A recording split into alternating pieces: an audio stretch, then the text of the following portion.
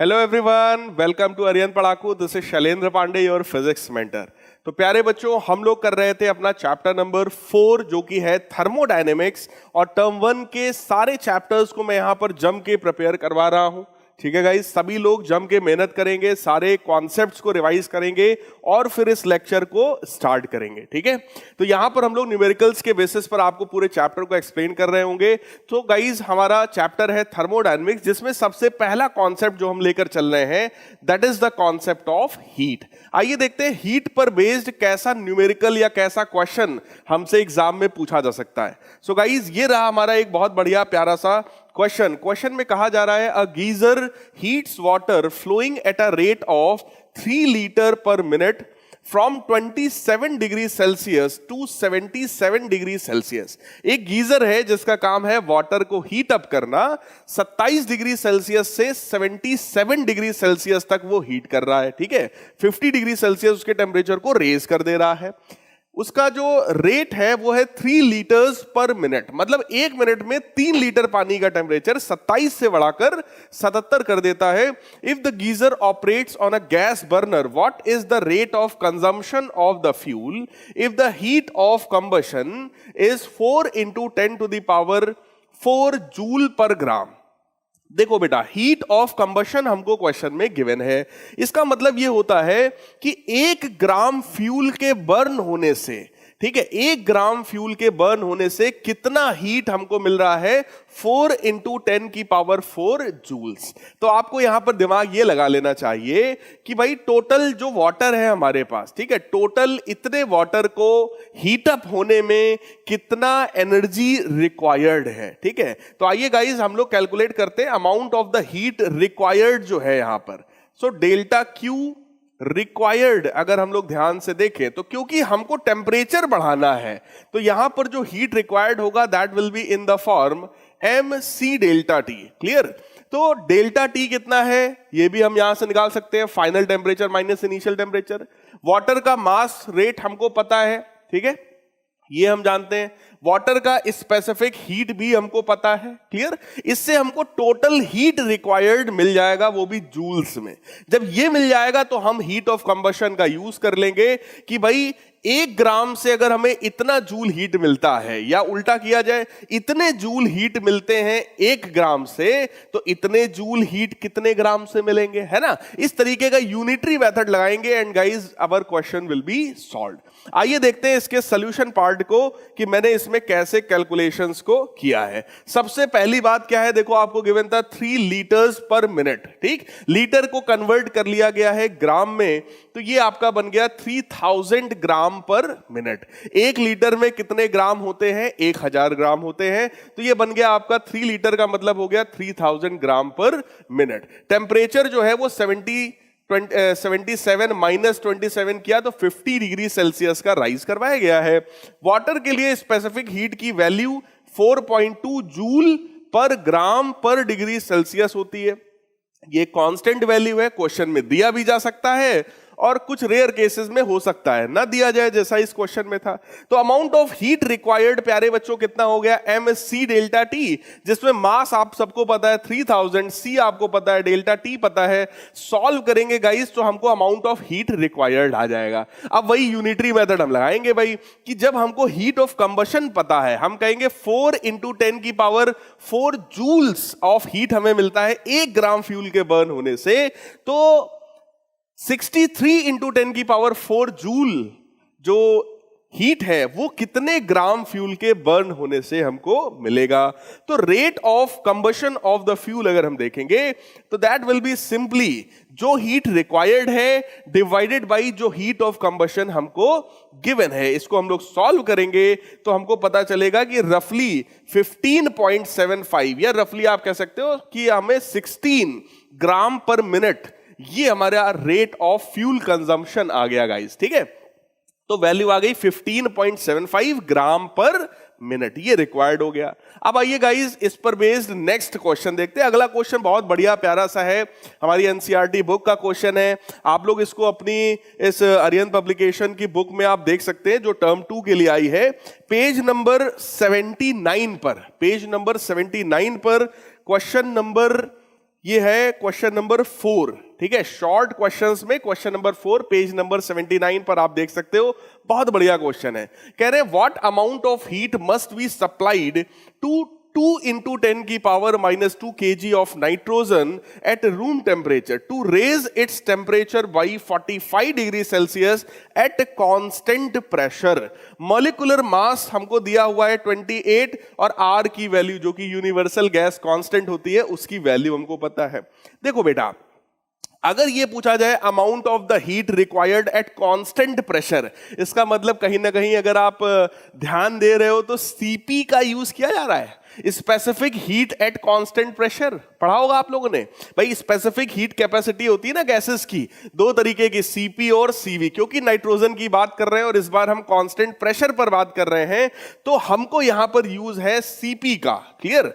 तो हमसे क्वेश्चन में कहा जा रहा है कि जो अमाउंट ऑफ हीट रिक्वायर्ड है that is simply M CP delta T. Clear? जिसमें डेल्टा टी हमको क्वेश्चन में गिवन है, कितना रेज करना है टेम्परेचर हमको 45 डिग्री सेल्सियस। क्लियर? सीपी की वैल्यू हमको सोचनी पड़ेगी कि सीपी की वैल्यू कितनी होती है नाइट्रोजन के लिए। ठीक, तो नाइट्रोजन के लिए बेटा जरा दिमाग लगाओ, अगर आप मेयर्स फार्मूला जानते हो, सीपी माइनस सीवी की वैल्यू आर के बराबर होती है, तो बेटा सीपी की वैल्यू कितनी हो गई, सीवी प्लस आर के बराबर। सीवी जो होता है वो हाफ एफ आर के बराबर, सीवी की वैल्यू कितनी हो गई, half F R plus R के इक्वल। तो अगर हम नाइट्रोजन की बात कर रहे हैं, डाई एटॉमिक है, तो उसके लिए डिग्री ऑफ फ्रीडम हो गया 5, तो 5/2 आर प्लस आर, तो ये वैल्यू आ गई बेटा 7/2 आर। क्लियर? हमको सीपी पता है और व्हाट अमाउंट ऑफ हीट हमसे पूछ रहा है, मास भी हमको नाइट्रोजन का पता है, सब कुछ पता है, उठा करके रख देंगे, we will get the amount of heat required. अब आइए देखते हैं इसी चीज को यहां पर हम लोगों ने कैसे सॉल्व किया है। देखो बेटा, यहां पर क्योंकि हमको मास गिवन था वो कितना था, 2 into 10 की पावर -2 kg, 2 into 10 की पावर -2 kg। अगर इसको हम लोग ग्राम्स में कन्वर्ट कर ले तो वो कितना हो जाएगा, 1000 से मल्टीप्लाई कर देंगे, that will be equal to 20 gram of nitrogen. ठीक, चेंज इन टेम्परेचर है 45, मॉलिक्यूलर मास हमको नाइट्रोजन का पता है 28 होता है, तो हमने नाइट्रोजन के मोल्स निकाल लिए। अब आप कहोगे सर मोल्स क्यों निकाल रहे हैं सर, पहले तो अभी पीछे वाले में तो आपने नहीं बताया। देखो बेटा, अगर मास के लिए यूज कर रहे हो तो फॉर्मूला होता है Q बराबर mc डेल्टा टी। क्लियर? लेकिन अगर आपने सीपी और सीवी की बात किया, सीपी का मतलब होता है, CP means molar, CP means molar specific heat of gas, molar specific heat of gas at constant pressure, at constant pressure। अगर आप कांस्टेंट प्रेशर पर बात कर रहे हो तो ये कांस्टेंट प्रेशर पर मोलर स्पेसिफिक हीट होता है। मोलर का मतलब डिफाइंड फॉर 1 मोल, इसलिए प्यारे बच्चों हमने इसको कन्वर्ट किया मोल्स में। ठीक, अब आप कहोगे सर ठीक है, बात हम आपकी मान गए, मोल्स में कैसे कन्वर्ट करें, मास अपॉन मोलर मास। मास कितना था 20 ग्राम और मॉलिक्यूलर मास नाइट्रोजन का कितना होता है 28, वैसे आपको पता भी होगा और यहां पर क्वेश्चन में भी हमको गिवन है ना। अगर आप लोग ध्यान से देखो तो हमारे क्वेश्चन में गिवन है मॉलिक्यूलर मास कितना है 28। Clear?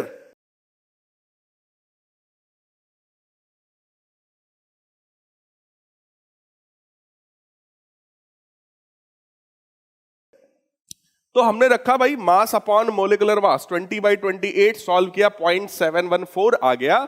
As nitrogen is diatomic, क्योंकि डाइएटॉमिक होता है तो उसके लिए हमने सीपी की वैल्यू निकाली, वो मैंने आपको पीछे ही निकाल के दिखाया, 7/2 आर के बराबर। आप लोग देख सकते हो, ये देखिए 7/2 आर, और आर की वैल्यू क्वेश्चन में हमको गिवन है कितनी, 8.3। तो वो वैल्यू हम एज इट इज यहां पर लेंगे 8.3 और रख करके इसको सॉल्व कर लेंगे और ये सीधा सीधा हम फार्मूला लगा देंगे, that is delta Q is equal to N CP delta T.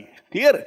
अगर हम n लगा रहे हैं इसका मतलब हम मोल्स के लिए बात कर रहे हैं प्यारे बच्चों, तो हमने यहां पर इसको सॉल्व कर दिया फॉर इन मोलर टर्म्स। ठीक, मोलर टर्म्स में सॉल्व किया तो वैल्यू कितनी आ गई, 933.4 जूल।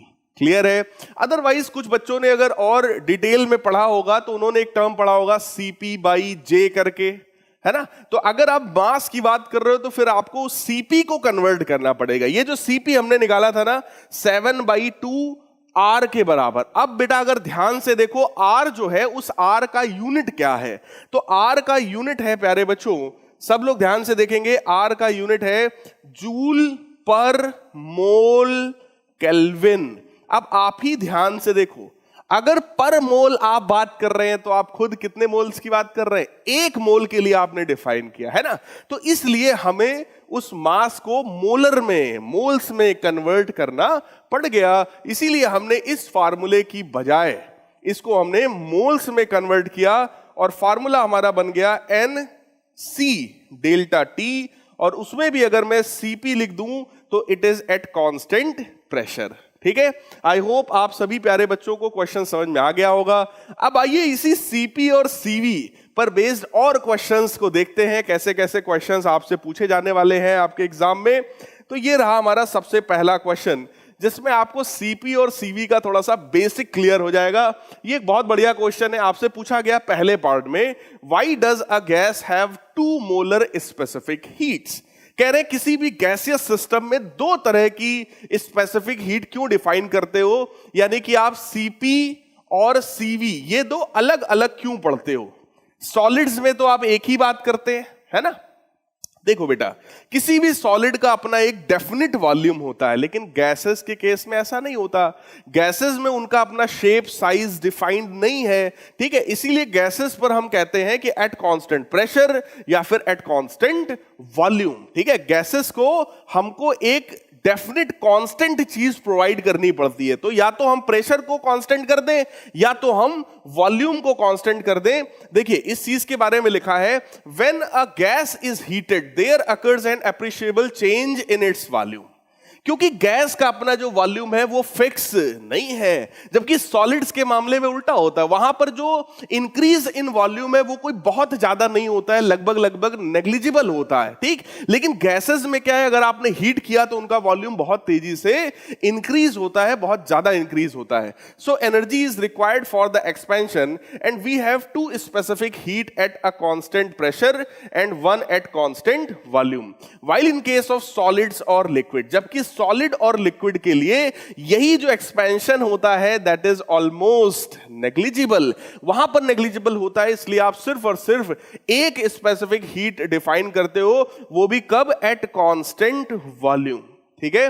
तो वहां पर एक्सपेंशन सॉलिड्स में लिमिटेड होता है, जबकि गैसेस में एक्सपेंशन काफी ज्यादा हो सकता है। इसलिए हमने एट कांस्टेंट प्रेशर और एट कांस्टेंट वॉल्यूम वाला मामला रेस किया। दूसरा point, Which one is greater and why? CP और CV में से कौन बड़ा होता है और क्यों बड़ा होता है। तो गाइज आप सभी ने मेयर्स फार्मूला, उसका डेरिवेशन, उसका एक्सप्लेनेशन पढ़ा होगा, तो ये पता चलता है कि भाई CP is greater than CV। ऐसा क्यों? तो गाइज देखो ध्यान से, अगर हम स्पेसिफिक हीट के बारे में बात करें, for 1 mole of any gas, specific heat का मतलब होता है delta Q by delta T, ठीक। अगर हम कांस्टेंट वॉल्यूम पर डिस्कशन करें, एट कांस्टेंट वॉल्यूम, तो हम लोग कहेंगे भाई CV बन गया और ये हो गया delta Q by delta T, लेकिन एक कंडीशन हम लगाएंगे कि वॉल्यूम की वैल्यू कैसी हो गई, कांस्टेंट हो गई, but the volume is constant now. अब हम सब लोगों ने थर्मोडायनेमिक्स का पहला लॉ पढ़ा है।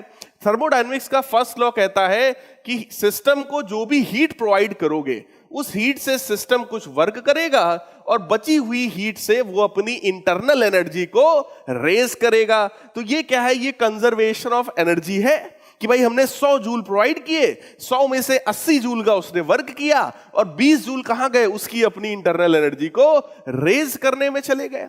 क्लियर है? इसी चीज को प्यारे बच्चों हम लोग यहां पर यूज करेंगे। CV की जो वैल्यू हो गई, अब आप अगर ध्यान से देखो तो आप कहोगे सर डेल्टा Q की जगह हम लिखेंगे W प्लस डेल्टा U, लेकिन एक छोटी सी बात मैं और ऐड करूंगा भाई, कि जो वर्क होता है that is equal to pressure into change in volume, ठीक है। Pressure into change in volume. अब अगर वॉल्यूम कांस्टेंट है तो चेंज इन वॉल्यूम प्यारे बच्चों कितना होगा, जीरो। और अगर वॉल्यूम में कोई चेंज नहीं हुआ तो वर्क कितना हो जाएगा गाइस? जीरो। तो डेल्टा क्यू में दो टर्म्स थे, W प्लस डेल्टा यू, और W की वैल्यू गाइस कितनी हो गई? जीरो। ठीक, तो सिर्फ क्या बचा? Delta U by delta T. ठीक है, delta U by delta T, let us suppose it is our equation number 1। लेकिन अगर हम कांस्टेंट प्रेशर पर यही बात करें तो ये Cp बन जाएगा, और Cp के केस में हम लिखेंगे delta Q by delta T eight constant pressure. ठीक है, इस कंडीशन में क्या है? प्रेशर कांस्टेंट है। लेकिन अगर आपने प्रेशर कांस्टेंट कर भी दिया, प्रेशर कांस्टेंट कर भी दिया, तो भी वर्क इस बार जीरो होने वाला नहीं है भाई साहब। ठीक, वर्क इस बार जीरो नहीं होगा। अब आप ही लोग ध्यान से देख लो, आप ही लोग ध्यान से देख लो, Cp का जो टर्म है उसमें W plus delta you upon delta T है। Cv के टर्म में केवल delta U by delta T है। तो आप बता दो ये बड़ा या ये बड़ा? आप कहोगे सर अगर इसमें W जोड़ा गया है वो भी न्यूमरेटर में, तो सर Cp बड़ा होगा। सीधी सी बात है भाई, इसका न्यूमरेटर बड़ा है जबकि इसका न्यूमरेटर छोटा है। क्लियर है प्यारे बच्चों? तो हमको यह पता चल जाता है कि जो Cp है, from this discussion now we have the knowledge that Cp is greater than Cv। Clear? तो ये हो गया हमारे दूसरे क्वेश्चन का आंसर। अब आइए देखते हैं कि हमने यहां एक्सप्लेनेशन में क्या चीज लिखी हुई है। देखो बेटा, कह रहे हैं when a gas is heated eight constant volume all the heat supplied is used to increase the temperature। अगर हम कांस्टेंट वॉल्यूम पर जो भी हम हीट प्रोवाइड करेंगे वो सारी की सारी हीट कहां जाएगी? टेम्परेचर को रेज करने में, या फिर उस सिस्टम की इंटरनल एनर्जी को रेज करेंगे। ठीक, तो बहुत ही स्मार्ट तरीके से ये बात यहां पर बता दिया कि जो भी हीट दोगे वो सब का सब डेल्टा यू में जाएगा, वर्क में बिल्कुल नहीं जाएगा, क्योंकि कांस्टेंट वॉल्यूम है इसलिए वर्क की वैल्यू प्यारे बच्चों जीरो है। While when a gas is heated at constant pressure, it expands। कह रहे कांस्टेंट प्रेशर पर जब किसी गैस को हीट करोगे तो एक्सपैंड होगा, वॉल्यूम में चेंज आएगा, कुछ ना कुछ वर्क होगा। Thus the heat supplied is used in two ways। First one is partially to increase the internal energy। कह रहे हैं पहले तो डेल्टा यू में यूज होगा, और दूसरा कह रहे हैं partly to do work against the external pressure. तो कुछ एक्सटर्नल प्रेशर के लिए भी यूज हो जाएगा भाई साहब। So additional heat is utilised here, therefore molar specific heat at constant pressure is greater than the molar specific heat at constant volume. So Cp is greater than Cv। अब आपसे कह रहे हैं what is the difference between two molar specific heats and what is their ratio. तो ये तो आप सबने बहुत अच्छे से पढ़ा ही होगा कि इनका जो डिफरेंस होता है Cp माइनस Cv, इसकी वैल्यू गाइस कितनी होती है? R के बराबर, that is universal gas constant. और इनका जो रेशियो होता है Cp अपॉन Cv। ठीक, इसको हम लोग एक कांस्टेंट ये भी है, इसको हम लोग गामा मान लेते हैं, और गामा की वैल्यू 1 प्लस 2 बाई एफ के बराबर भी होती है, जिसमें एफ क्या होता है? Degree of freedom. ठीक, डिग्री ऑफ फ्रीडम का मतलब होता है प्यारे बच्चों, it is the number of ways in which a particle can have energy. It can store energy in these number of freedoms. Clear? Monoatomic molecule है तो x direction में जा सकता है, वाई में जा सकता है, जेड में जा सकता है, तो उसके बाद 3 डिग्री ऑफ फ्रीडम हो गया। अगर कोई डाइएटॉमिक मॉलिक्यूल है तो 5 डिग्री ऑफ फ्रीडम हो गया, जिसमें 3 ट्रांसलेशनल एक्स वाई और जेड वाली, और 2 रोटेशन वाली, 2 एक्सिस के अबाउट भाई रोटेट कर सकता है। ठीक, ऐसे ही कोई पॉलीएटॉमिक है तो उसका डिग्री ऑफ फ्रीडम 6 हो जाएगा। हायर टेम्परेचर पर प्यारे बच्चों 2 वाइब्रेशनल डिग्रीज ऑफ फ्रीडम और बढ़ जाती हैं डाइएटॉमिक और पॉलीएटॉमिक में। चलिए उसकी बात आगे करेंगे। फिलहाल गामा की वैल्यू जो है वो है Cp upon Cv which is equal to 1 plus 2 by F, और Cp minus Cv is equal to R के बराबर होता है। ये मैंने आपको बता दिया है। बस इस बात को ध्यान रखना, जब भी Cp और Cv पर बेस्ड क्वेश्चन होगा that will be in molar terms, क्योंकि वो क्या है? मोलर स्पेसिफिक हीट है कांस्टेंट प्रेशर या कांस्टेंट वॉल्यूम पर। सो गाइज, अब हमारे क्वेश्चंस आने वाले हैं हमारे बहुत ही प्यारे फर्स्ट लॉ ऑफ थर्मोडायनेमिक्स पर बेस्ड, जो कि बेटा कंजर्वेशन ऑफ एनर्जी है। ठीक है, अब आओ क्वेश्चन देखते हैं, फिर समझाते हैं आपको क्वेश्चन में क्या करना है। कह रहे हैं a cycle followed by an engine made of 1 mole of ideal gas. देखो जो इंजन है वो 1 mole of ideal gas in a cylinder with a piston as shown in the figure. ये देखो एक बगल में फिगर दिया है, ये हमारा ग्राफ है प्रेशर वर्सेस वॉल्यूम ग्राफ। ए से बी, बी से सी, सी से डी, डी से वापस ए, इस तरीके का प्रोसेस है। साइक्लिक प्रोसेस दिखाई पड़ रहा है, बाकी आगे आइए देखते हैं क्या करना है इसमें। हमसे कह रहे हैं find heat exchanged by the engine with the surroundings for each section of the cycle. कह रहे हैं हर एक सेक्शन जो है साइकिल का, ए से बी, बी से सी, सी से डी, डी से ए, ये हर एक सेक्शन के लिए आप amount of heat exchange by the surrounding and system, ये हमें बताना है। हमसे कह रहे हैं कि जो ए बी प्रोसेस है वो कांस्टेंट वॉल्यूम पर है, ए से बी वाला ये जो प्रोसेस है ये हमारा कांस्टेंट वॉल्यूम पर है। बी से सी वाला ये जो प्रोसेस है ये हमारा कांस्टेंट प्रेशर पर है। सी से डी वाला प्रोसेस एडियाबेटिक है और डी से ए वाला प्रोसेस फिर से हमारा कांस्टेंट प्रेशर पर है। क्लियर? अब बेटा देखो जरा ध्यान से समझो, अगर ए से बी वाले प्रोसेस की हम बात करें, क्योंकि प्रोसेस कांस्टेंट वॉल्यूम पर है तो आप ही लोग मुझे बता दो ए से बी का वर्क डन कितना होगा। अभी मैंने समझाया है, अगर वॉल्यूम कांस्टेंट है प्यारे बच्चों तो वर्क डन कितना होता है? 0। क्लियर? तो ए से बी का वर्क तो हो गया 0। इसके लिए बेटा फर्स्ट लॉ ऑफ थर्मोडायनेमिक्स आप अप्लाई करो तो आप कहोगे sir delta Q provided in this process that is equal to W plus delta U, और W 0 है तो ये सीधे सीधे किसके बराबर हो जाएगा? डेल्टा यू ए बी के बराबर हो जाएगा।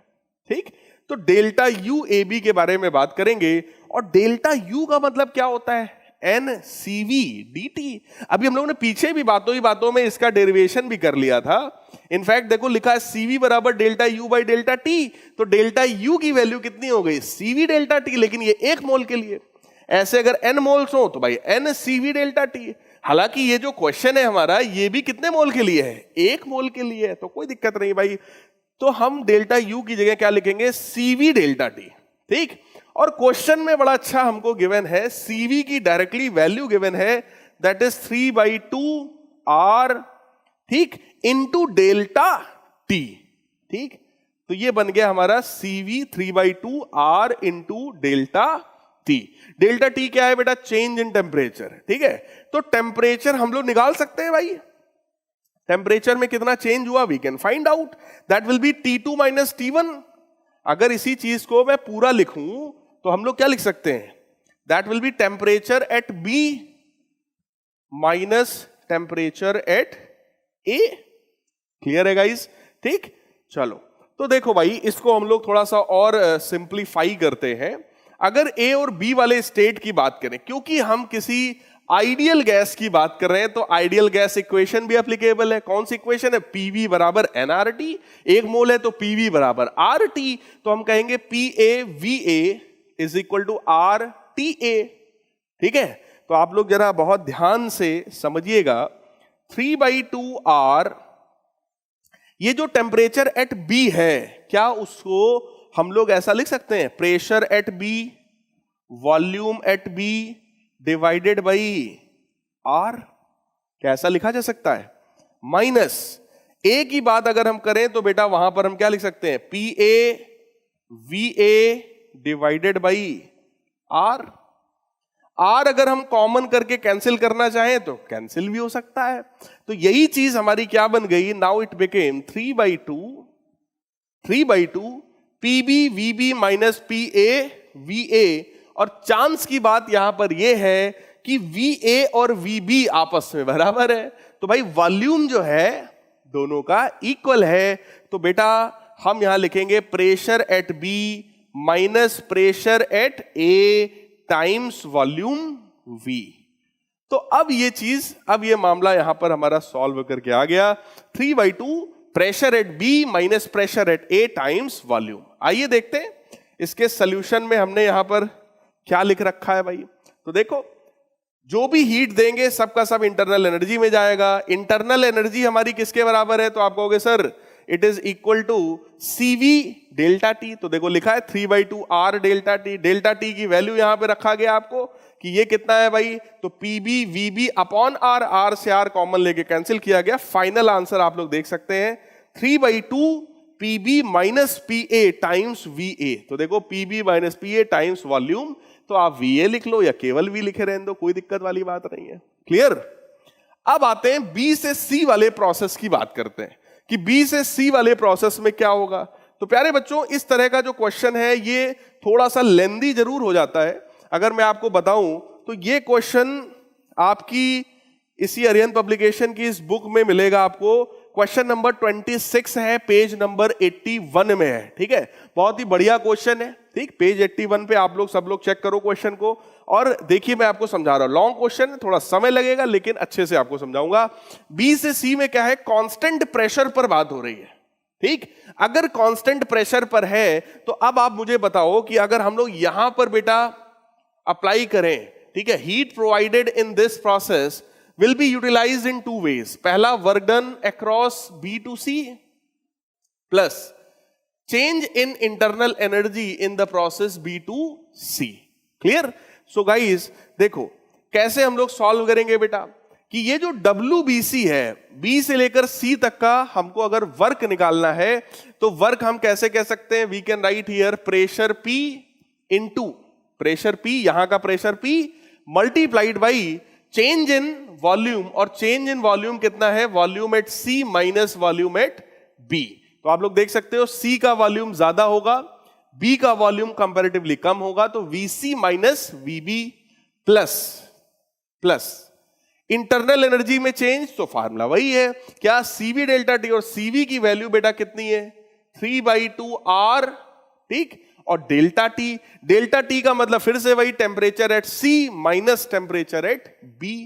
ठीक है, तो temperature at C minus temperature at B, और टेम्परेचर को अगर वही आइडियल गैस इक्वेशन पीवी बराबर आर टी यूज करते हुए मैं यहां पर लिख दूं तो आप लोग चेक करना, ये बन जाएगा P times V C minus VB plus 3/2 R times temperature at C. हम लोग क्या लिख सकते हैं, पीसी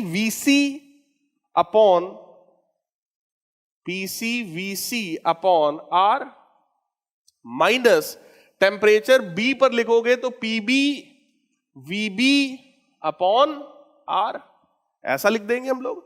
आर से आर आप लोग देखो कैंसिल हो रहा है। ठीक, प्रेशर बी और सी दोनों पॉइंट पर बेटा प्रेशर सेम है।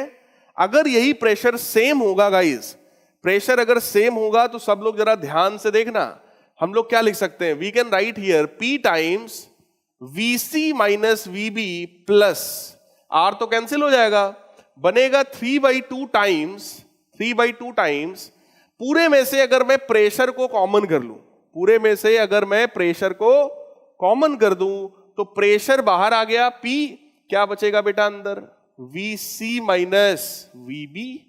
क्लियर, तो आप लोग चेक करो, P times VC minus VB plus 3/2 times P times VC minus VB, तो ओवरऑल सॉल्व होकर के कितना आ जाएगा 5/2 P times VC minus VB।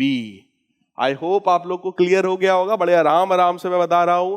और सभी लोग ध्यान से देखो, ये वैल्यू हमारे पास हीट की कितनी आ गई 5/2 P times VC minus VA। ठीक, तो आप चेक कर लो, कुछ वैसी ही चीज यहां पर लिखा हुआ है। ठीक, ये कुछ थोड़ा सा एक हल्का सा यहां पर मिसप्रिंट है, वो ये है कि यहां B लिखा होना चाहिए। ठीक है, तो VC माइनस VB। अब आइए क्वेश्चन पर अपने आते हैं वापस। थर्ड जो प्रोसेस हमारा है C से लेकर D तक, ये प्रोसेस बेटा कैसा है, एडियाबेटिक है। अगर प्रोसेस एडियाबेटिक है तो एडियाबेटिक का मतलब क्या होता है, during this process any type of heat exchange with the system and surrounding will not happen. तो कोई हीट का एक्सचेंज इस प्रोसेस में सी से डी वाले में नहीं होगा, तो ये तो हम सीधे सीधे आंसर देंगे। फिर आते हैं डी से ए वाला जो पोर्शन है, तो डी से ए वाला जो मैटर है वो फिर से एक कांस्टेंट प्रेशर पर है। तो बिल्कुल जैसे बी से सी वाला किया था अभी इसमें, सेम वैसे ही डी से ए वाला करेंगे, बस थोड़ा थोड़ा सा डिफरेंस हो जाएगा। तो आइए जल्दी से ध्यान से देखिए आप लोग। ठीक, हम कहेंगे भाई कि जो भी हीट हम प्रोवाइड करेंगे वो दो चीजों में जाएगा, पहला हो जाएगा वर्क और दूसरा हो जाएगा इंटरनल एनर्जी में चेंज। इंटरनल एनर्जी में चेंज फिर से वही बात आ गई, 3/2 R मतलब वही CV, फिर डेल्टा टी का मतलब टेम्परेचर डिफरेंस, और टेम्परेचर डिफरेंस को ध्यान से सोचो, final temperature minus initial temperature, तो यहां पर मैटर क्या बनेगा, TA माइनस TD। तो आप चेक करो ये लिखा है 3/2R TA minus TD plus, अब वर्क की बात करो भाई, वर्क की अगर मैं बात करूंगा D से A तक, तो work from D to A that will be equal to pressure. ठीक, प्रेशर यहां का हो गया तो इसको मैं लिख दे रहा हूं कुछ PA। ठीक, और वॉल्यूम में चेंज हम लोग करेंगे ना, that will B VA minus VD। तो आप चेक करो जरा, ये लिखा हुआ है देखो, pressure of A VA minus VD। Clear?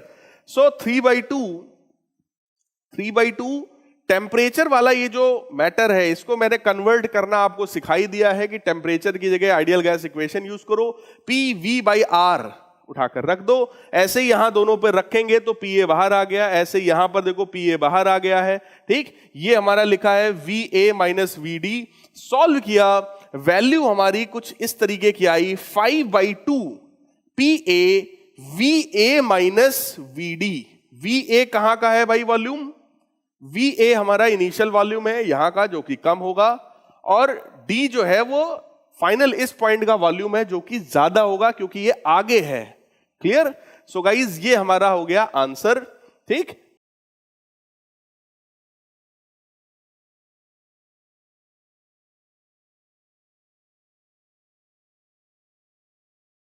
चलो आगे अगले क्वेश्चन की तरफ बढ़ते हैं।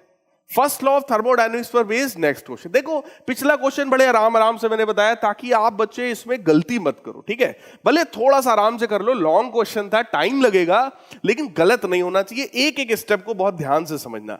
फिर कह रहे हैं what is a cyclic process. देखो साइक्लिक प्रोसेस वो होता है जिसमें आप जिस पर्टिकुलर स्टेट से शुरू करें प्रोसेस, घूम फिरकर किसी भी स्टेट से घूम फिरकर आप आओ वापस उसी पॉइंट पर। ठीक है, तो प्रेशर, वॉल्यूम और टेम्परेचर की जिस वैल्यू से हमने किसी सिस्टम के साथ प्रोसेस करना शुरू किया था, ठीक, ड्यूरिंग द प्रोसेस हम टेम्परेचर, वॉल्यूम, प्रेशर सब चेंज करेंगे, लेकिन फाइनली हम उसी स्टेट पर वापस लौट करके आ जाएंगे।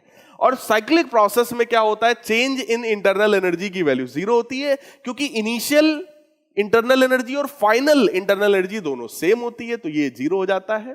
ठीक, जो भी हीट हम प्रोवाइड करते हैं वो सब का सब वर्क में जाता है क्योंकि फर्स्ट लॉ ऑफ थर्मोडायनेमिक्स क्या कहता है हमारा, डेल्टा Q बराबर डेल्टा U प्लस W। ठीक, तो अगर डेल्टा U जीरो है तो Q बराबर W, जो भी हीट दोगे सबका सब वर्क में जाएगा।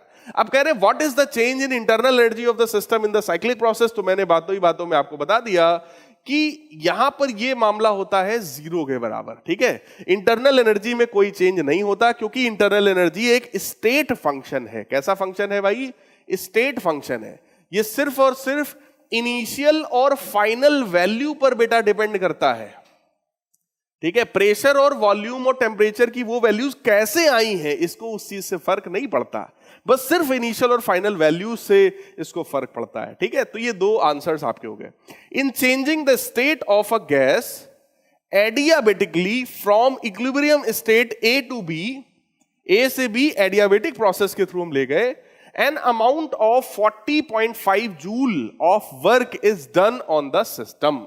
कह रहे हैं कि इतना वर्क हमको करना पड़ा। ठीक है, if the gas is taken from states A to B via a process in which net heat absorbed by the system is 12.6 calories.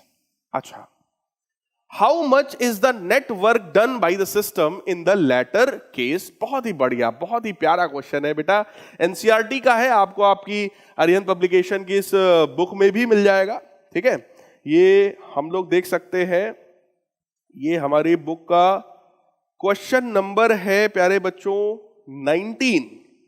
Question number, just a minute, let me check it once again.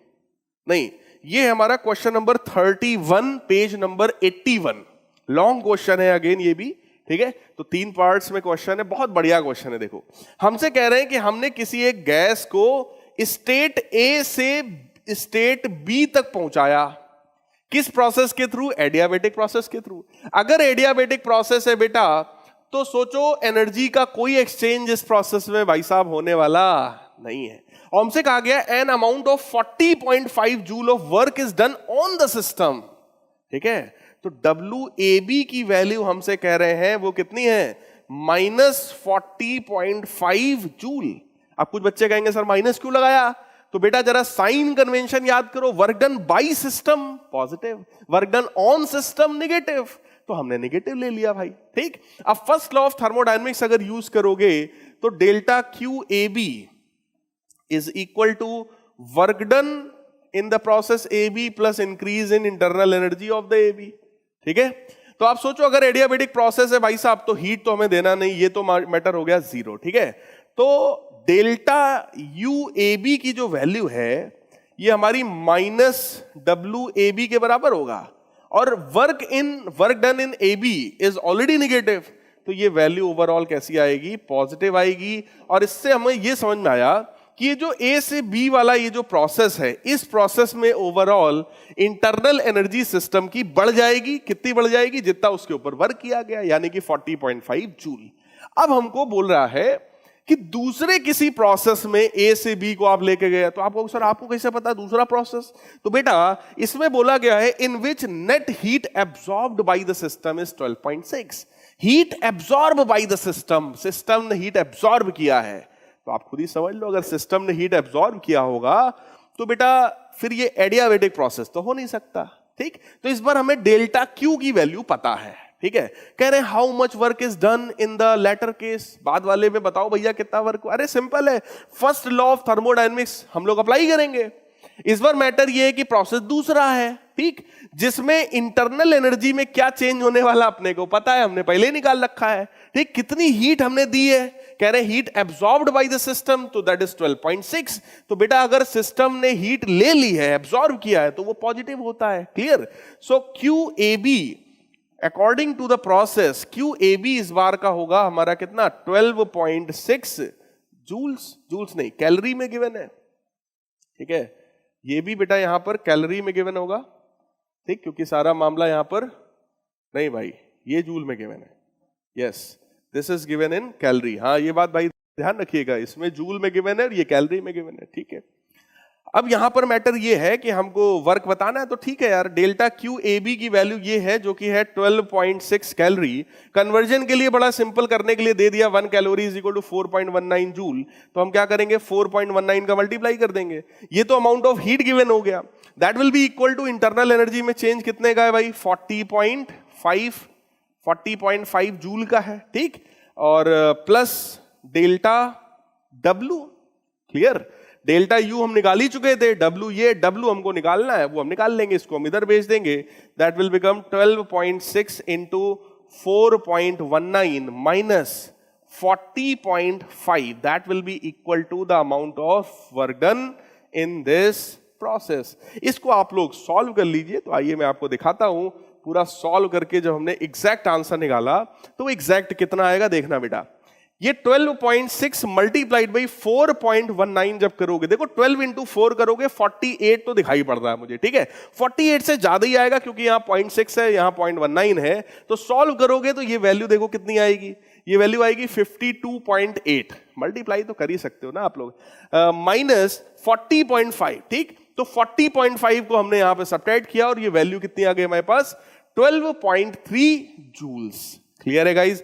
हो सकता है बेटा question में आपको ये data ना दिया जाए कि 1 कैलोरी में कितने जूल्स होते हैं, तो ये आपको पता होना चाहिए कन्वर्जन फैक्टर, और इसका यूज हम लोग करके क्वेश्चन को सॉल्व करेंगे। क्लियर है। अब हम लोग इस टाइप के क्वेश्चन में, इस चैप्टर के नेक्स्ट टाइप के क्वेश्चंस में चलते हैं, जो कि हमारा एडियाबेटिक और आइसोथर्मल प्रोसेस पर स्पेसिफिक, इन दो प्रोसेस पर बेस्ड क्वेश्चन। हालांकि पीछे वाले क्वेश्चंस में भी इसका यूज किया गया था, बहुत ज्यादा कैटेगराइज इस चैप्टर में हम नहीं कर सकते, ठीक है, लेकिन फिर भी मैंने एडियाबेटिक और आइसोथर्मल प्रोसेस पर स्पेसिफिक भी कुछ क्वेश्चंस उठाए हैं, आइए देखते हैं।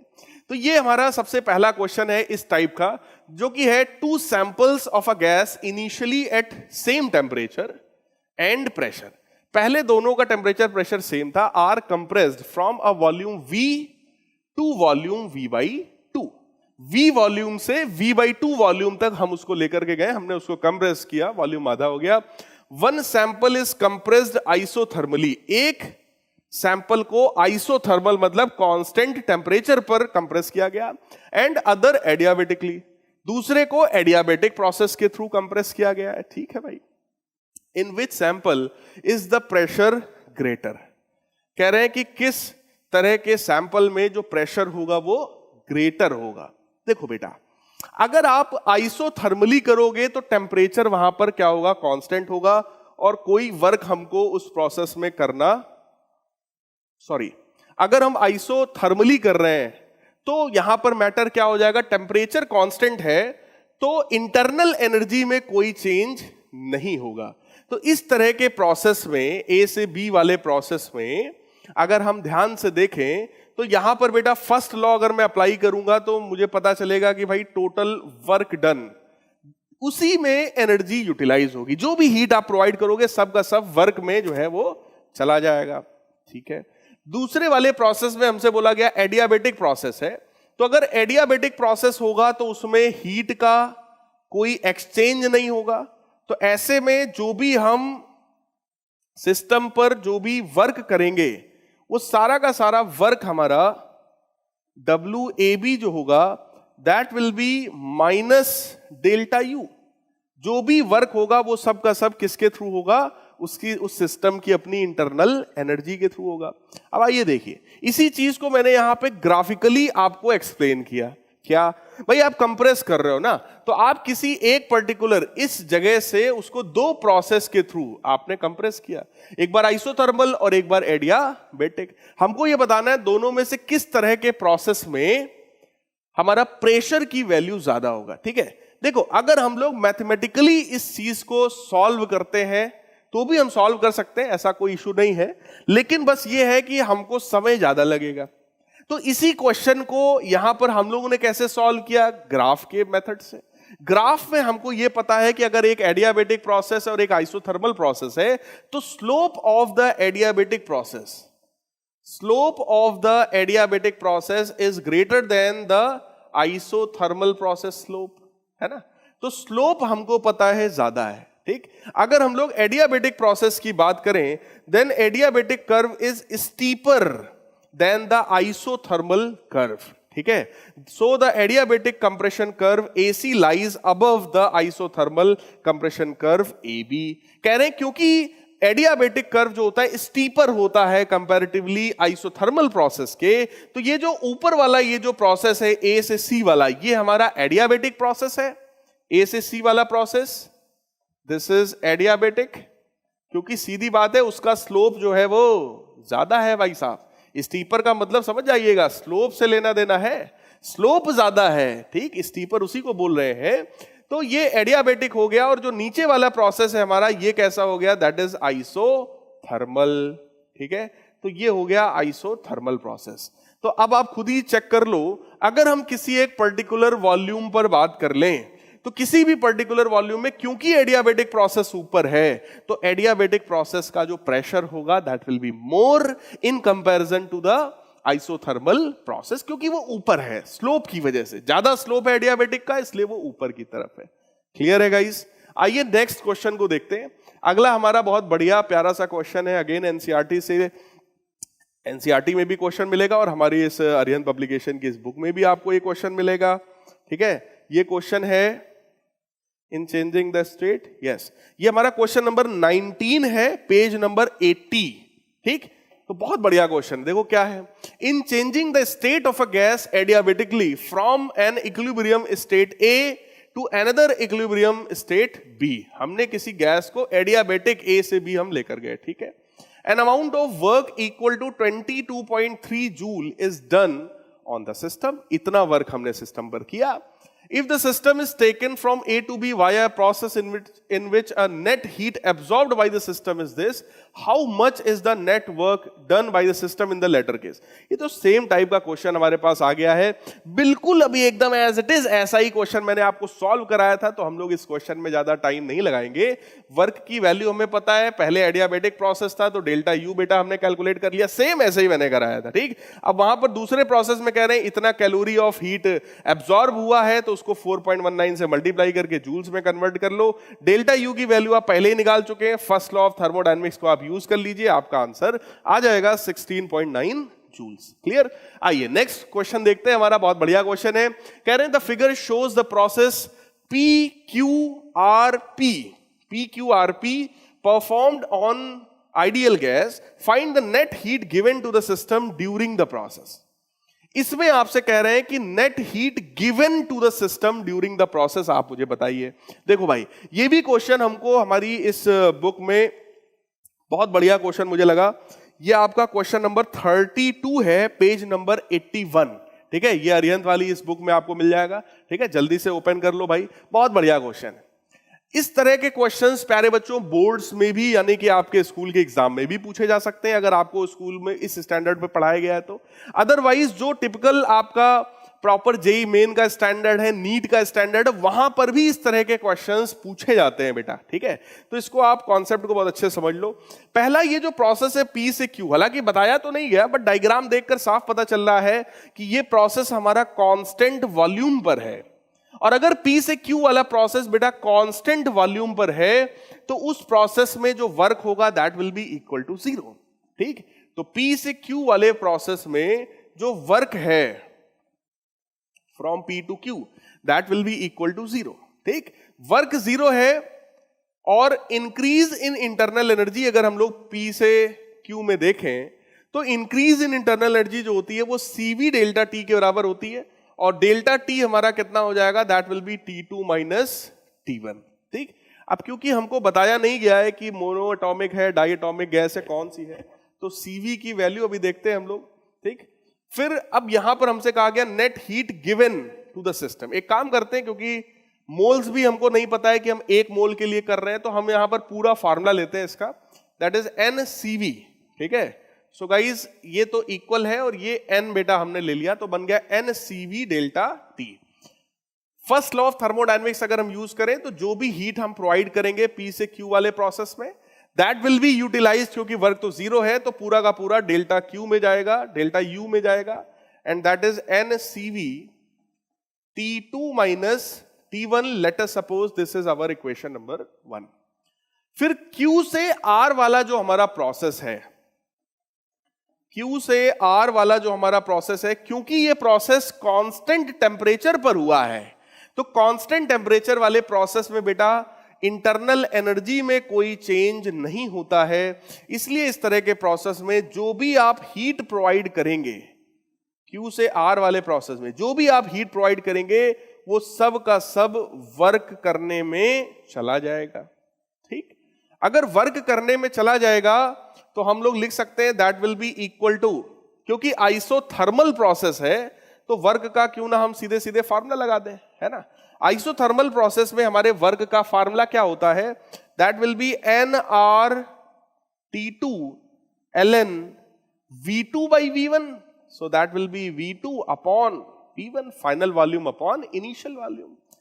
तो ठीक है भाई, एज इट इज हम इसको ले लेते हैं। Let us suppose this is our equation number 2, ये हमारा QR प्रोसेस में हो गया। अब आते हैं R से P वाले प्रोसेस में। R से P वाला जो हमारा प्रोसेस है,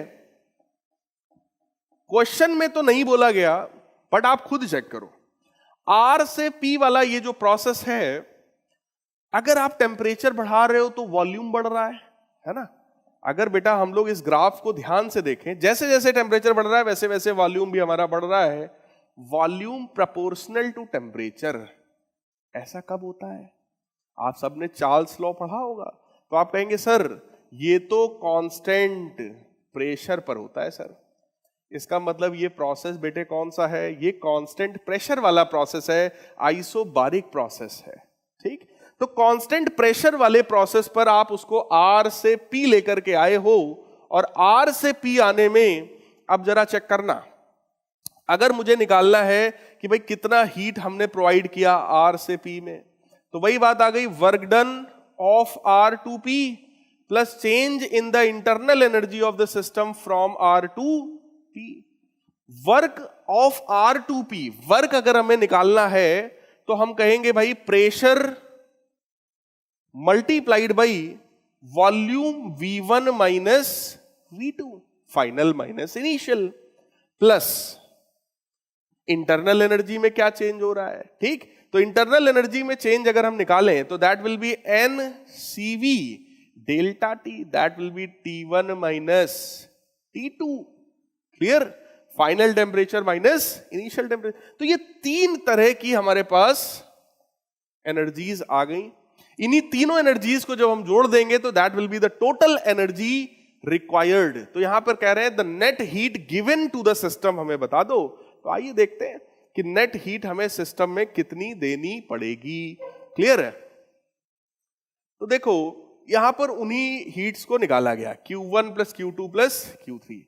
Q1 की वैल्यू बताई गई NCV T2 माइनस T1, ठीक। तो देखो लिखा है NCV T2 माइनस T1। फिर आपसे Q2 बता रहे हैं nRT 2 ln V2 by V1। तो ये देखो भाई nRT2 ln V2 by V1, ठीक। तो ये वाला टर्म हो गया आपका। अब आता है आपका आइसोबारिक वाला जो प्रोसेस था, उसमें क्या है, तो NCV T2 माइनस T1 यहां पर कंसीडर किया गया है, ठीक। Final temperature minus initial temperature हम लोग यहां पर अगर रख रहे हैं, देखो इस तरह के प्रोसेस में हमको यह समझना होता है कि एनर्जी का गेन हो रहा है या लॉस हो रहा है, ठीक है। अगर इस तरह के प्रोसेस में हम देखें T2 से T1 की तरफ अगर हम बढ़ रहे हैं, देखो यहां पर ज्यादा टेम्परेचर से कम टेम्परेचर की तरफ आ रहे हैं, तो ओवरऑल इंटरनल एनर्जी का क्या होगा, लॉस होगा, ठीक है। इंटरनल एनर्जी का लॉस होने का मतलब होता है कि ये जो टर्म है हमारा, this term should be what, negative. ये टर्म हमारा निगेटिव टर्म होना चाहिए। तो T1 माइनस T2 तो हमने सही ले रखा है भाई, छोटे में से बड़ा घटाएंगे तभी निगेटिव होगा। तो प्यारे बच्चों यहां पर T1 माइनस T2 होगा, हल्का सा हम लोग इसमें करेक्शन करेंगे, T1 माइनस T2, ठीक। अब आगे देखो अगला क्या है हमारा term, P times V1 minus V2। तो आप चेक करो P times V1 minus V2, clear है। तो एज इट इज सारी चीजें हमारे पास आ गई हैं। अब देखो भाई इसमें जैसे ही हम लोग ऐड करेंगे, NCV T2 पॉजिटिव का है, यहां पर नेगेटिव का है, तो ये टर्म्स जो है वो हमारे कैंसिल हो जाएंगे, ठीक है। तो ये वाला टर्म इससे कैंसिल होगा, ये T2 वाला टर्म इससे कैंसिल होगा। ओवरऑल ये जो टर्म हमें दिखाई पड़ रहा है, ये वाला टर्म, ये टर्म बस नहीं होगा आंसर में, ठीक।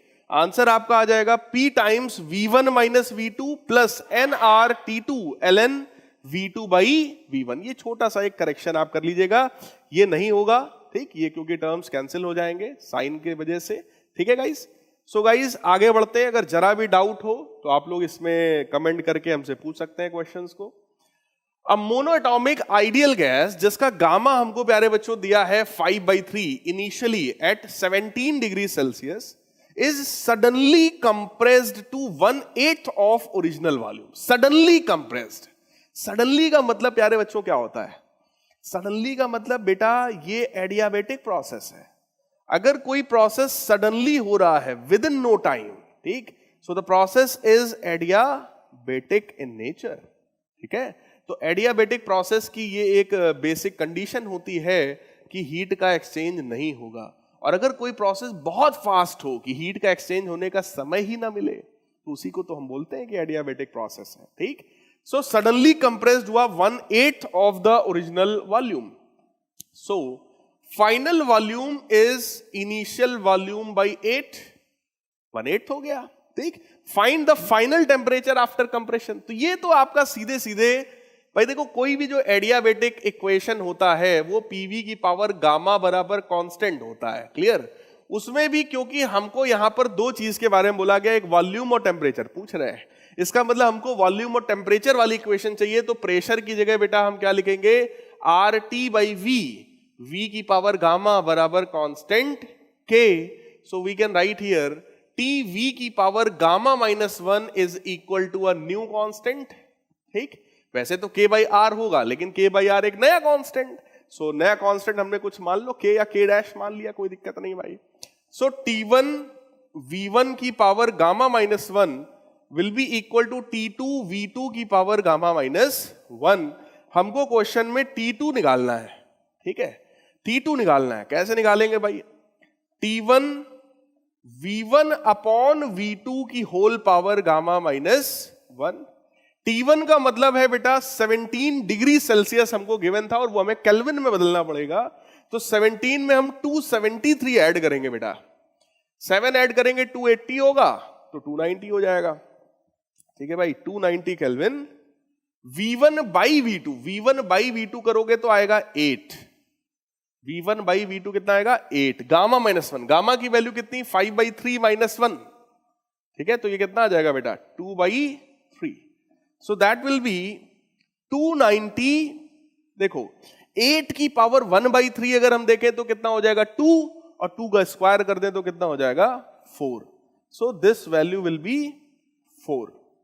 ये वैल्यू प्यारे बच्चों कितनी होगी? 4। मल्टीप्लाई कर लो, जैसे ही आप मल्टीप्लाई करोगे you will get your answer, and the answer here is 887 degree Celsius, या यहां केल्विन में देखो दिया है 1160। आइए चेक करते हैं क्या हमारा भी वही आ रहा है भाई। 0 इसको हम लोग मल्टीप्लाई करेंगे 6, 3, 8 और 3 कितना होगा हमारा? 11। तो 1160 केल्विन। ठीक, 1160 केल्विन को हम लोग बेटा कन्वर्ट कर लेंगे वापस से डिग्री सेल्सियस में, 273 सेपरेट करेंगे। आप कहोगे सर क्या जरूरत है? देखो बेटा, अगर क्वेश्चन में हमको डिग्री सेल्सियस में गिवन है, ठीक है, तो सब्जेक्टिव पेपर में ये हमारी ड्यूटी है कि हम आंसर को भी डिग्री सेल्सियस में दें, अगर हमसे पूछा जा रहा है तो। ठीक, तो जिन यूनिट्स में क्वेश्चन में पूछा जाता है उन्हीं यूनिट्स में हमको आंसर भी करना चाहिए, तो आपको इसको डिग्री सेल्सियस में सिंपली कन्वर्ट करके ही आंसर देना चाहिए। ठीक, अब आओ एक बहुत बढ़िया क्वेश्चन आपकी, देखो एग्जाम्पलर का क्वेश्चन है, ये भी इस किताब में दिया। इस किताब की यही खासियत है बेटा, बहुत अच्छे अच्छे क्वेश्चंस को यहां पर छाट छाट कर आप लोगों के लिए रखा है हम लोगों ने। ठीक है, तो आइए देखिए, ये क्वेश्चन है आपका पेज नंबर 81 में, क्वेश्चन नंबर 27। कितना बढ़िया प्यारा सा क्वेश्चन है। इस क्वेश्चन में हमसे कह रहे हैं इन द पीवी डायग्राम, इस पीवी डायग्राम में देखो 4 ग्राफ्स दिए, find which curve represents isothermal process, adiabatic process for monoatomic, diatomic, triatomic gases. तो देखो भाई पहले कॉन्सेप्ट को समझो। ठीक, अगर बेटा आइसोथर्मल प्रोसेस है, if the process is isothermal, तो उसका मतलब होता है पीवी बराबर कांस्टेंट के। ठीक, लेकिन अगर हमारा प्रोसेस है एडियाबेटिक, एडियाबेटिक प्रोसेस है अगर हमारा, तब वहां पर मैटर ये हो जाएगा कि पीवी की पावर गामा बराबर कांस्टेंट होता है। ठीक है, गामा क्या है? सीपी अपॉन सीवी, जो कि मोनो एटॉमिक के लिए अगर हम देखें, मोनो एटॉमिक के लिए बेटा गामा की वैल्यू होती है 1+2/f, मतलब 1+2/3 डिग्री ऑफ फ्रीडम होते हैं ना मोनो एटॉमिक में। मैंने आज ही के लेक्चर में आपको बता दिया था, हालांकि आपको वैसे भी पता होगा। 5/3 होता है गामा। ठीक, डाई एटॉमिक गैसेस के लिए अगर हम लोग चेक करेंगे तो यही गामा हमारा होता है 1+2/5, so that will be what? 7/5। Poly atomic gases या ट्राई एटॉमिक गैसेस के लिए अगर हम बात करेंगे तो यही गामा हमारा होगा 1+2/6, तो ये बन जाएगा आपका 8/6, और 8/6 का मतलब होता है बेटे 4/3। क्लियर? इन वैल्यूज को अगर हम लोग और ज्यादा एक्यूरेटली देखेंगे तो 5/3 का मतलब है 1.66, तो 5/3 का मतलब हो गया 1.66, 7/5 का मतलब है 1.4, ठीक, 4/3 का मतलब है 1.33। देखो उसको हमने वहां से देखकर जो डिवीजन था वो लिख लिया, बाकी आप लोग डिवाइड तो कर ही लेते हैं। ठीक, देखो गामा भी हमको पता चल गया। अब आप खुद समझो बेटा, और एक चीज और भी है, अगर हम लोग स्लोप के बारे में सोचें, किसी भी आइसोथर्मल प्रोसेस का जो स्लोप होता है दैट इज माइनस का P/V। ठीक, लेकिन एडियाबेटिक प्रोसेस का अगर हम लोग स्लोप देखें तो that is minus gamma times P/V। इसका मतलब slope is directly proportional to gamma. जितना ज्यादा गामा उतना ज्यादा स्लोप होता है किसी भी एडियाबेटिक प्रोसेस में। और एक कॉन्सेप्ट हमारे पास और है कि slope of the adiabatic process is greater than the slope of the isothermal process, और वो हमें यहां पे दिख भी रहा है। देखो इसमें गामा होता है, इसमें नहीं होता है ना। तो slope of the adiabatic process is gamma times the slope of isothermal process. तो सबसे कम स्लोप बेटा जिसका होगा वो कौन सा है हमारा, कौन सा है सबसे कम जिसका स्लोप होगा, वो आइसोथर्मल प्रोसेस है। तो सबसे कम स्लोप आप चेक कर लो भाई, सबसे कम स्लोप का मतलब क्या हो गया, P बाई V। ये वैल्यू सबसे कम किसके लिए है, minus P by V। You can check it from this. तो आपको सीधे सीधे मिल जाएगा कि जो हमारा पहला ग्राफ था, ठीक, ये सबसे कम स्लोप वाला, ये जो हमारा पहला ग्राफ था ये सबसे कम स्लोप है, और ये हमारा कौन सा हो गया, दिस इज आइसोथर्मल ग्राफ। कौन सा हो गया, आइसोथर्मल, सबसे कम स्लोप वाला। ठीक, देखो almost parallel to volume axis हो गया है, जिसका मतलब होता है कहीं ना कहीं जीरो स्लोप। ठीक, फिर आगे बात करते हैं हम लोग, जैसे जैसे बेटा गामा बढ़ता जाएगा, तो इन तीनों में से आप चेक कर लो, गामा की वैल्यू सबसे कम किसके लिए है, 1.33, मतलब पॉलीएटॉमिक। तो इसके बाद का नंबर किसका है, पॉलीएटॉमिक का। तो ये हमारा हो गया कौन सा, दिस इज पॉलीएटॉमिक, या आपका मन है तो आप लिखो ट्राई एटॉमिक, जैसा क्वेश्चन में गिवन है। फिर आता है third graph, so that is for diatomic. और फिर आता है हमारा fourth graph, that is for monoatomic. Clear. So fourth हमारा मोनो एटॉमिक है, चेक करते हैं। फोर्थ हमारा जो है वो मोनो एटॉमिक है, फिर थर्ड हमारा डाई एटॉमिक है, सेकंड हमारा ट्राई एटॉमिक है, और जो पहला ग्राफ है वो हमारा सबसे कम स्लोप वाला है। इसका मतलब वो हमारा आइसोथर्मल ग्राफ है। To cylinders A and B of equal capacities are connected to each other via a stopcock। ठीक है, दो सिलेंडर्स को A और B को जोड़ा गया है। A contains a gas at standard temperature and pressure and B is completely evacuated। मतलब B में कुछ नहीं है, पूरी तरीके से खाली है, वैक्यूम समझ लो आप। ठीक है, the entire system is thermally insulated। सारा गेम देखो यहां पर हो गया। The stopcock is suddenly opened। कह रहे हैं stopcock को suddenly open किया जाएगा। Answer the following। देखो बेटा, अगर आपने उसको इंसुलेट कर रखा है, ठीक है, इंसुलेट करने का मतलब ये हुआ कि बाहर से कोई हीट वीट का कोई एक्सचेंज होना नहीं है, तो ऐसे प्रोसेस में सिस्टम का जो टेम्परेचर था वही टेम्परेचर बना रहेगा। ठीक, टेम्परेचर अगर बना रहा तो ये प्रोसेस हमारा कहीं ना कहीं आइसोथर्मल प्रोसेस हो गया है। ठीक, कह रहे what is the final pressure of the gas in A and B। देखो अगर हम लोग बात करते हैं किसी भी आइसोथर्मल प्रोसेस का, तो PV बराबर कांस्टेंट होता है, तो P1 V1 बराबर P2 V2 के इक्वल हो जाएगा। आइसोथर्मल प्रोसेस का कंडीशन लगा देते हैं हम लोग। ठीक है, इसके थ्रू हम लोग फाइनल प्रेशर की वैल्यू को निकाल पाएंगे। What is the final pressure of the gas in A and B। तो देखो भाई, आइए देखते हैं, अगर हम लोग नॉर्मल प्रेशर टेम्परेचर की बात करें तो नॉर्मल प्रेशर हमारा 1 atm के बराबर होता है, जो कि एटमॉस्फेरिक प्रेशर है। That will be equal to 1 atm। ठीक है, तो आइए देखते हैं, P1 V1 बराबर P2 V2 हम लोग जैसे ही अप्लाई करेंगे, P2 की वैल्यू हमारी आ जाएगी P1 V1 अपॉन V2 के बराबर, और वॉल्यूम हमने क्या किया उसका 2V। तो आइए चेक करते हैं भाई, वॉल्यूम हमने जो है जैसे ही A और B को मिक्स करोगे, ठीक है, A मान लो इतना इधर भरा हुआ है, ठीक, और B एकदम खाली था, जैसे ही आपने उसको, क्योंकि आपसे क्वेश्चन में बोला गया था इक्वल कैपेसिटी, दोनों का वॉल्यूम सेम है, जैसे ही आपने उसको ओपन किया तुरंत वॉल्यूम क्या हो गया उसका, डबल हो गया। तो फाइनल जो वॉल्यूम है सिस्टम का दैट इज 2V, और इनिशियल वॉल्यूम कितना था हमारा V के बराबर। ठीक, तो यहां से हम देखेंगे V से V हो गया कैंसिल, तो प्रेशर की वैल्यू हो गई जस्ट हाफ। तो प्रेशर कितना हो गया 0.5 atm, क्योंकि नॉर्मल प्रेशर होता है 1 atm के बराबर। ठीक है, तो हमको सेकंड वाले चैम्बर में प्रेशर मिल गया कितना है। अब आइए क्वेश्चन देखते हैं, what is the change in internal energy of the gas.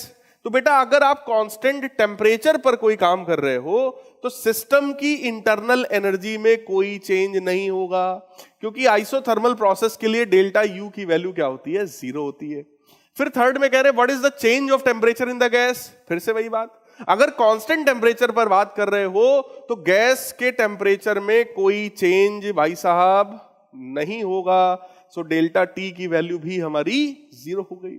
फिर कह रहे हैं do the intermediate states of the system before settling to the final equilibrium state lie on its PVT surface, मतलब प्रेशर वॉल्यूम और temperature graph अगर हम बनाएंगे तो क्या उसमें हम शो कर पाएंगे? तो नहीं कर पाएंगे। क्यों? क्योंकि जब गैस का एक्सपेंशन होता है बेटा, तो गैस का एक्सपेंशन एक फ्री एक्सपेंशन है। इतना फास्ट प्रोसेस होगा कि जो इंटरमीडिएट स्टेट्स हैं, प्रेशर वॉल्यूम टेम्परेचर की जो वैल्यू है, वो हमारी इन इक्वेशंस को फॉलो ही नहीं करेगा, वो स्टैंडर्ड इक्वेशंस को फॉलो ही नहीं करेगा। इसलिए हमको इंटरमीडिएट जो भी कंडीशंस होंगी, स्टेट्स होंगे, उसको हम ग्राफ में शो नहीं कर सकते हैं, because free expansion of the gas is rapid and can not be controlled, हमारे कंट्रोल से बाहर है। ठीक है, the intermediate states are non equilibrium states and do not satisfy the gas equation. वो जो पीवी बराबर आरटी हम लगाते हैं ना, पीवी बराबर एनआरटी, उसको वो सेटिस्फाई ही नहीं करेगा। Therefore the intermediate states of the gas does not be on the pressure volume temperature curve. So I think guys आप लोगों को मैंने पूरा चैप्टर एक बार कुछ क्वेश्चंस के थ्रू रिवाइज करा दिया है ना? तो आप सभी लोग जम के इस क्वेश्चन की इन चैप्टर्स में प्रैक्टिस करते रहिएगा। अगला चैप्टर अपना जल्दी से पढ़ लीजिए ताकि अपने नेक्स्ट वीडियो में जब मैं आऊं तो तब तक आपने कॉन्सेप्ट उस चैप्टर का पढ़ रखा हो, तब यहां पर न्यूमेरिकल्स करने में आपको मेरे साथ और ज्यादा मजा आएगा गाइस। तो मिलते हैं अपने नेक्स्ट लेक्चर में, तब तक के लिए गुड बाय, टेक केयर।